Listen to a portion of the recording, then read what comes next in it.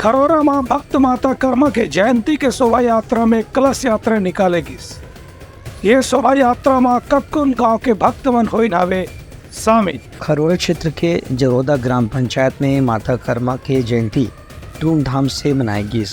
ये मौका में कलश यात्रा निकाल करके श्रद्धालु मन संत शिरोमणि माता कर्मा के जयंती के मौका में अनेक भक्तिपूर्ण कार्यक्रम के आयोजन करेंगे। सबले पहले यहाँ भव्य कलश यात्रा निकालेगी, जब माता कर्मा की प्रतिमा फोटो ला रख करके सुरुचिपूर्ण ढंग से सजाई रही से। ये शोभा यात्रा कलश यात्रा कर्मा चौक से निकल के बाजार चौक में पूरा हुई। एक बाद शोभा यात्रा में महिला मन सिर में कलश रख के भक्तिपूर्ण ढंग से कलश यात्रा के आनंद लीन। एक बाद पूजा प्रसादी और भंडारा के भी आयोजन करेगी रही से।